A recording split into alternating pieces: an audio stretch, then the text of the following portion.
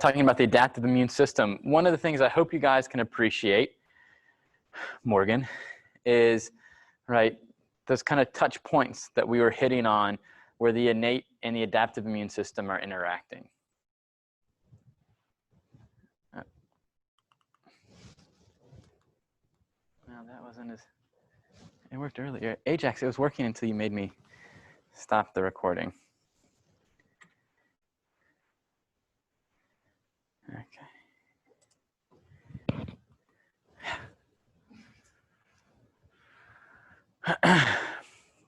So for the adaptive immune system, right, it's relying on the exposure to foreign antigens, right? So this could be naturally, right? So, you know, again, if we talk about, you know, COVID-19, one of the things we're unsure of, right, is we know that people have been exposed. We know that people have recovered, right? How long is that exposure going to protect them? We don't know, right? And some of you can think of examples, right? You probably get a cold every year. Some of you, I hope you don't get the flu every year, right? But have had the flu, right, multiple times in your life. And so, you know, what we'll see and what we'll start to touch on a little bit next unit after this and after vaccinations is what are pathogens doing to kind of evade the immune system, right? And so the flu, right, mutates every year, right? So it changes. And so a vaccine that worked the previous year is not necessarily going to work in the upcoming year. Or if you had the flu and recovered, that doesn't give you immunity for the rest of your life, all right? So highly specific, one of the things I want you to appreciate, again, is your adaptive immune response to something like the flu, right, does not protect you from something like COVID-19, all right? The cells that are responding and the responses that they are producing, all right, for the most part are very specific. Again, we can talk about exceptions because I showed you that T cells can produce interferons. Well, that interferons might protect against something else, right? But, right, it's still a really highly specific system. So, because it's an H blank and blank virus. Oh, wait, what? Like H1N something like well, so influenza is like H1N1. So those are referring to proteins on their surface. Okay, so are you saying like these differentiate like to a smaller level than the proteins, or is it the proteins that they're responding to? It's like the proteins they're responding to. So like, yeah, the S protein or the spike protein, right, is what a lot of COVID vaccines are targeting, right? Because that's how the virus is going to attach, right? And so like the T cells that respond to that spike protein, the antibodies that are produced by B cells to that spike protein are specific for that virus. Good, yeah, good question. I mean, it's an important concept to know, right? And here, we already mentioned this, right? Includes mononuclear phagocyte system and cytokines. So again, saying that the adaptive immune system is relying heavily on the innate immune system, and you could say vice versa, all right? The immune system must also be taught, right, to tolerate self. And we'll get into this a little bit more during this lecture, and I'll kind of sprinkle it probably periodically throughout the semester.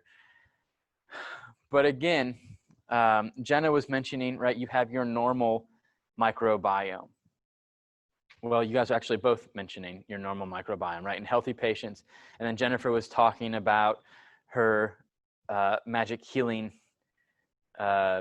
sticky patch thing. I know that's not entirely accurate, but my brain's kind of all over the place, right? But the idea that it doesn't interfere with the normal microbiome. That normal microbiome is present, right, throughout various areas of your body, and yet we're not having an immune reaction all the time, all right? And so your microbiome, which is one of my favorite parts of biology, right, actually helps with teaching, all right? But you also want this to be for your own cells, right? You don't want T cells and B cells to respond to self, right? So we have to teach them, and we'll kind of briefly mention some of this in a little bit. If some of you have heard of the hygiene hypothesis, right? This came out in the late 80s, and we actually formed this hypothesis after the Soviet Union fell, and we started to notice differences in allergies and autoimmune diseases between East and West Germany, right? West Germany, or I'm sorry, East and West Berlin specifically, West Berlin was under the influence of the United States. It was, free, basic economics, a high quality of life, kind of like we know. East Berlin, right, was Soviet run and occupied, and living conditions were maybe not quite as comfy and favorable. But they, interestingly enough, in East Berlin had less autoimmune disease and had less allergies, all right? And so what we kind of started to figure out or think about is that exposure early and exposure often is important. All right. So if you've heard of people being like, let them play in the dirt, who cares if they stuck their hand in their mouth, right? Type of thing. That is priming, right, a kid's immune system in a good way. If you're like, I don't think anybody in here has kids yet, but if you have that sister, right, or sister-in-law that has kids and she has like her Lysol holster, right, on her side, and she sprays everything down with Lysol, including you, right, we actually think that eliminating all of those germs, right, is a bad thing. Yes, ma'am. So like the kids now that have been in quarantine and can't go back to their daycare and can't go back to elementary school, are they strengthening their immune system? I mean, people would argue yes. My, well, not my, the pediatrician we take my daughter to, the way he kind of likes to look at her, or what he's seen, and I don't think he's collected hard data, but, kids that are coming in and seeing him a lot when they're really young typically are not in as much when they get really old. I mean, by really old, I mean like, elementary school, right? Like years later type of thing.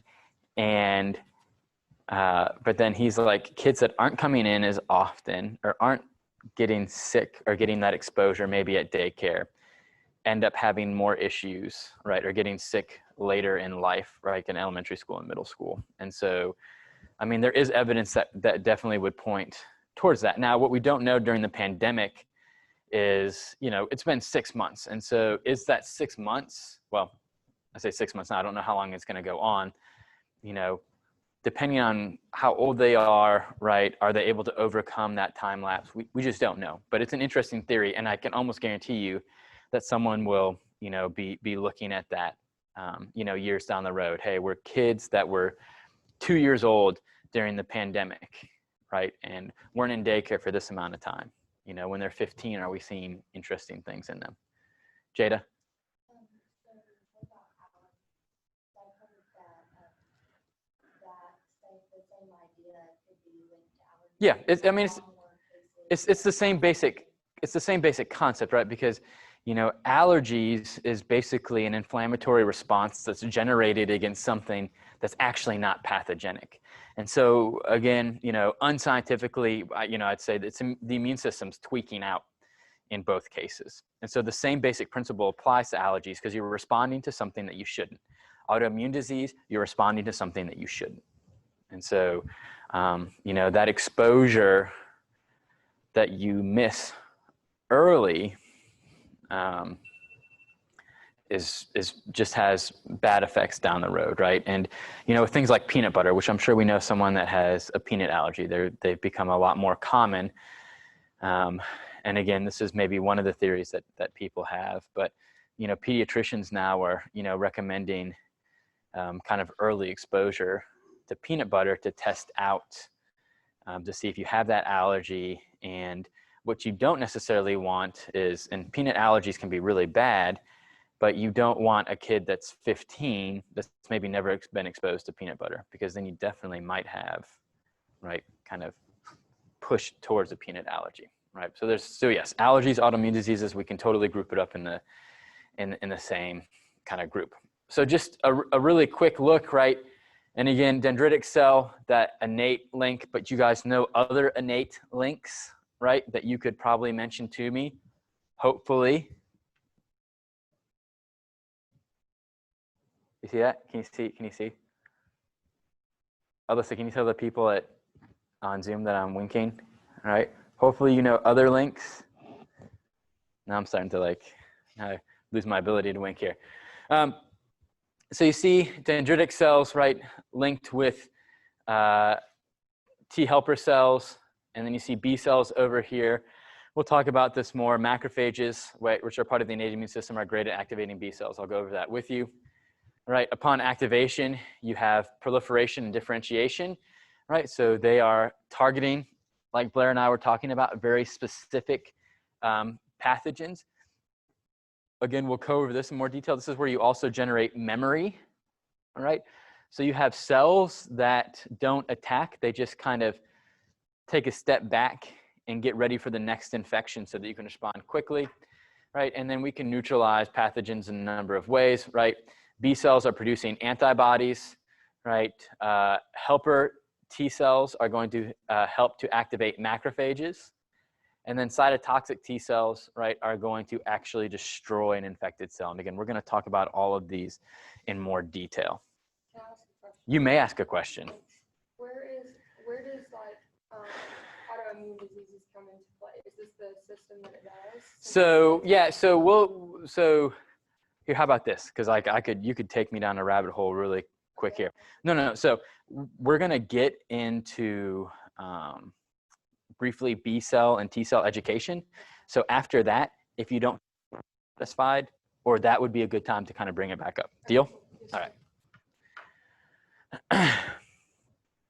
So this is just, right, a quick little comparison from your book, right, that is talking about innate and adaptive immune systems. And so, you know, one of the big things here, right, that we see is that adaptive immunity exists only in vertebrates, right? Now, again, there are exceptions.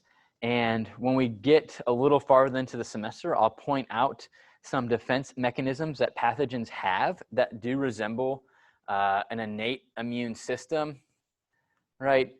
Here, right, for targets, again, reviewing this idea of PAMPs, pathogen associated molecular patterns, right? So they're kind of looking for general patterns. Here we're looking for very specific antigens that are part of a specific pathogen, all right?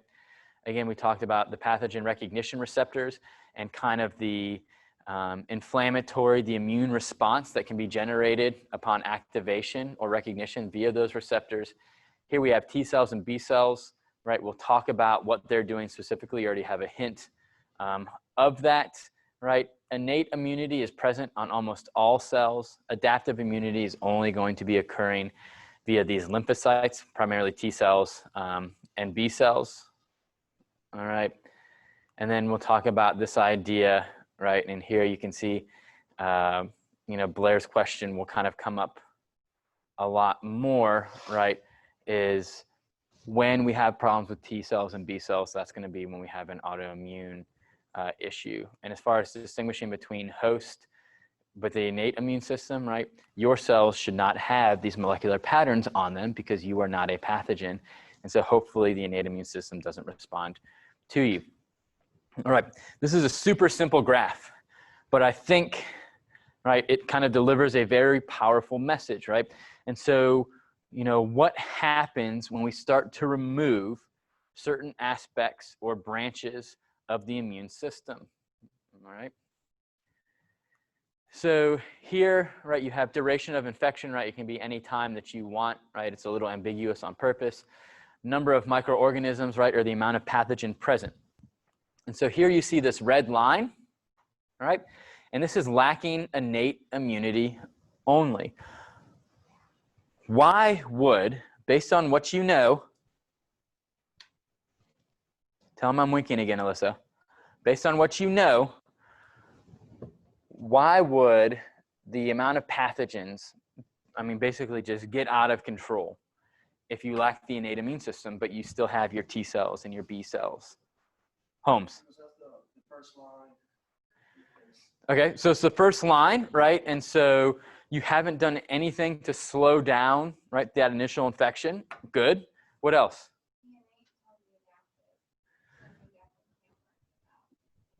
Right. So macrophages and dendritic cells are ones that we kind of talked about specifically. They are telling the adaptive immune system what's going on. If they are not there to tell the adaptive immune system what's going on, the way I kind of like to think about it is if B cells and T cells had eyes, right, and you put kind of like a blindfold over them, they can't see anything. They're just kind of going along with their business, right? They're blind to what's going on around them. The innate immune system is needed to take that blindfold off. And if it's not there, even if you have T cells and B cells, they're not going to be active and they're not going to fight that infection. And so it's going to skyrocket. All right. Here you see the green line, right? Lacking adaptive immunity only. And so here, right, you have a nice little kind of increase. All right. And it looks kind of normal. And then you start to kind of lose control slowly, right? So it's not an exponential growth, but it's still, if you would follow this chart out, it would eventually get to the same point as that red line. So why, right? Again, please don't overthink this. Why do I have control initially or slow increase in pathogens? Jada? Okay, so you can't make antibodies, right? Good. And so, like Holmes mentioned before, right, that first line of defense is there. And so you initially can kind of try to fight it, all right? But to Jada's point, you need B cells and T cells to come in and help or finish off the job or respond specifically to that pathogen. So you've taken away that ability to respond to, right, in a efficient, right, swift, kind of strong manner, right, your immune system. And so you have initial control of the infection, but then you don't have that kind of final punch that the adaptive immune system gives you. And this is actually what we see kind of, I like this, those of you that are interested in HIV, right? In HIV, as the disease progresses, you start to kill off more CD4 T cells, right? So you start to kill off adaptive immune cells. And so patients start to succumb to really common or very rare microbial infections that people with a healthy immune system usually counter, right? And so someone with HIV loses the ability to eventually control, right, pathogen load, right? And then here is, and I don't know all of you, but I assume in some form or fashion you're somewhere in this normal curve, right? Normal humans, right? Whatever that is, you know, to the, speaking to like Jenna's article, right? We talk about a normal microbiome of a healthy individual. And often in microbiome research, healthy is defined as not having the disease you're looking at. And so you could still have a bunch of other things, you just might not have that, right? And so normal is a relative term, but most of you hopefully have a functioning innate and adaptive immune system, right? And so the pathogen does increase, but your adaptive immune system, or your innate immune system, I'm sorry, keeps that infection relatively low. Your adaptive immune system is activated, and then you finish it off, right? And you're hopefully normal and healthy. All right, so let's talk about cellular and humoral immunity, right? So cellular immunity, right, as it relates to the adaptive immune system, is referring to T cells. Now you have two major groups of T cells. You have your cytotoxic T cells and your helper T cells. Within each of these groups, right, you have other subsets. We'll maybe mention some of those, right? But these are kind of the two major categories of T cells, right? And we'll talk about what they do differently in just a little bit. No matter what type of T cell you are, you have something called a T cell receptor. And the T cell receptor is recognizing specific antigens. So again, a T cell receptor that can recognize the HIV virus will not recognize the influenza virus, will not recognize the COVID-19 virus, right? This is highly specific. What's really interesting, and please kind of make a mental note of this, is that T cells do not do not bind to or recognize free floating antigen. What that means, right, is that they have to have a cell that presents it to them. All right? What cells do you think present antigen to the T cell receptor on a T cell? Alanis?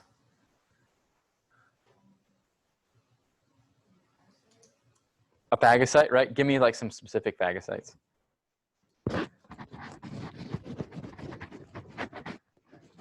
Michael, give me one. Macrophages, right? Jada, give me another one. Dendritic cells, right? Those are going to be like kind of two of the big ones right there, all right? And we'll talk about other cells that have the ability to do this too, all right? So can't bind free floating antigen. Something has to present it to them, all right? In order for a T cell to be activated, it has to have two things happen. It has to recognize the antigen that's presented to it. It then has to receive a signal from the cell that has presented the antigen. All right? A good T cell will not recognize an antigen that isn't foreign. All right? A good T cell will not recognize antigen that isn't foreign. We know that there's autoimmune disease. We know that the system is not perfect. All right? But again, if the system is working as it should, a good T cell will not recognize foreign antigen. Will not recognize self-antigen. If that self-antigen is not recognized, hopefully it's not, then the signal is not sent, right? And the T cell is not activated. And that's what you want, right? If it recognizes foreign antigen, you want that signal sent that activates that T cell and then allows it to fight that infection. All right. So cytotoxic T cells, right? Also called CD8 T cells. If you're keeping up with that, right? If you'll see it presented that way also in your text. Oh, that's so basically what's going to happen is a cytotoxic T cell is going to tell, right? Is going to tell an infected cell to go through apoptosis.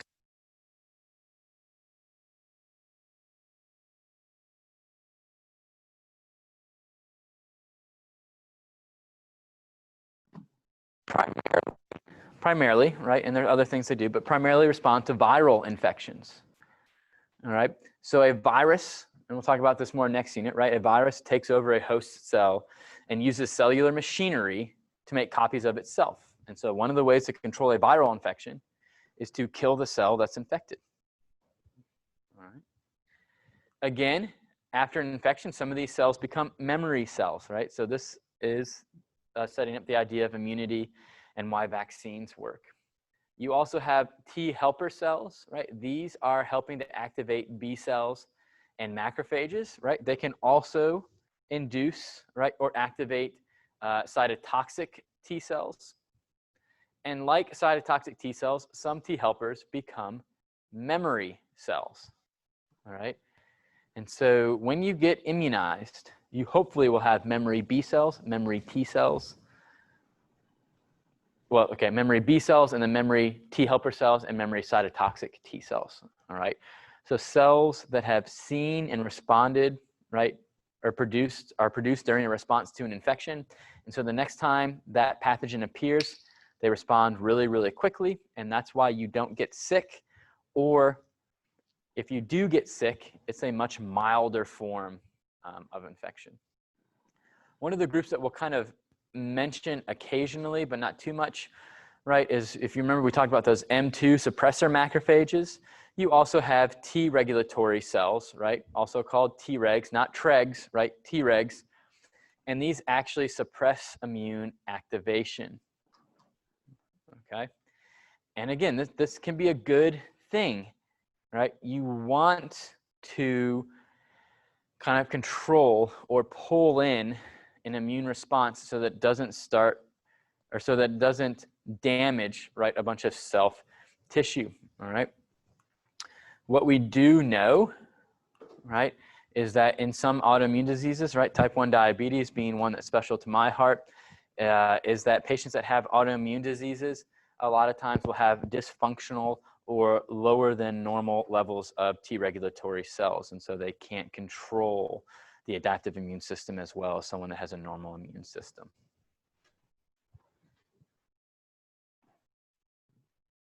Oh, yes. All right, we can watch this movie and then we'll get out of here.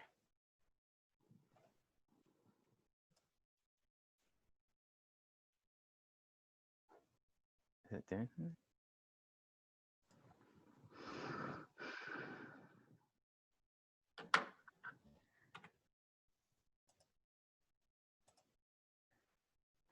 Oh.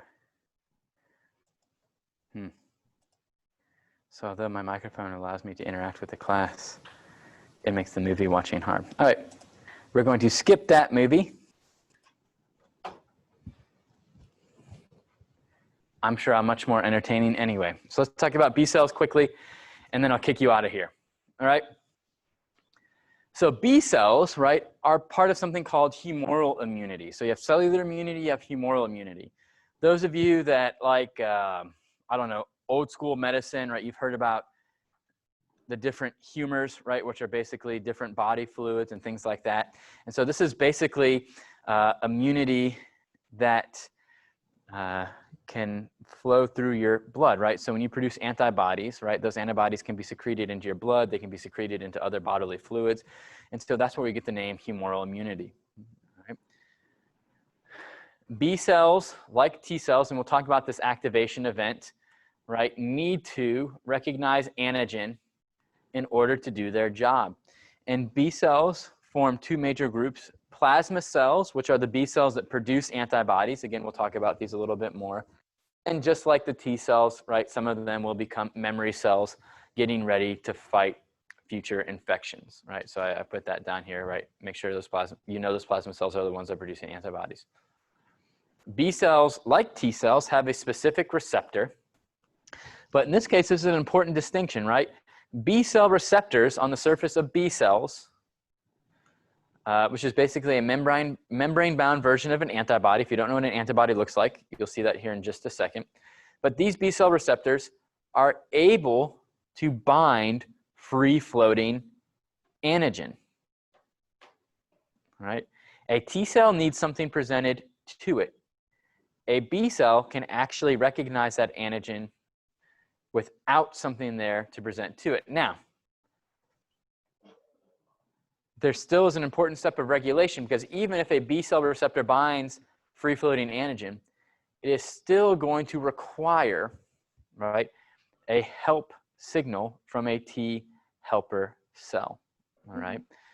And so it could be a very dangerous cell if it just bound free-floating antigen, and then it could kind of respond on its own. But T helper cells are very specific, and so it needs specific help in order to generate that response. All right. So here we'll pick up and talk about antibodies a little bit more, and how they're made and how they are specific to pathogens on Monday. All right. Cool. I think I'll be working on another mastering bio assignment for you guys, but I will shoot you an email when it's posted and about when it's due. All right? What? Oh yeah, don't forget to wipe your area.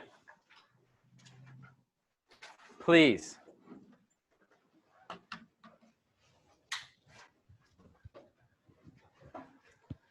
Okay.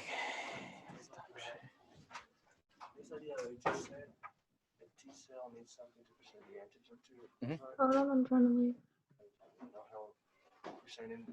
It can bind free-floating antigen, but it's still going to need help to be fully activated. And we'll talk about what what that health looks like in just a little bit.